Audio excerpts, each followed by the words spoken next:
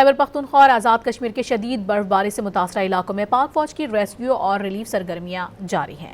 وادی تیرا میں برف میں پھنسنے والے متعدد گاڑیوں کو بحفاظت نکال کر محفوظ مقامات پر منتقل کر دیا گیا ہے۔ متاثرہ خاندانوں کو کھانا، کمبل اور ہنگامی طبی امداد سمیت اشیاء ضرورت بھی فراہم کی جا رہی ہے۔ ادھر پاک فوج نے بروقت کارروائی کرتے ہوئے کوٹلی اور نکیال سڑک کو ٹریفک کے لیے بحال کر دیا ہے۔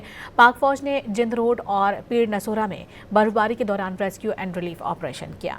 خیبر پختونخوا اور آزاد کشمیر کے شدید برف باری سے متاثرہ علاقوں میں پاک فوج کی ریسکیو اور ریلیف سرگرمیاں جاری ہیں۔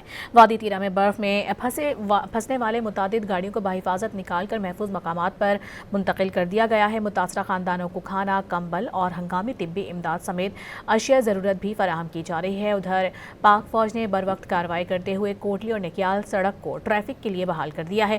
پاک فوج نے جند روڈ اور پیر نصورہ میں برف باری کے دوران ریسکیو اینڈ ریلیف آپریشن کیا۔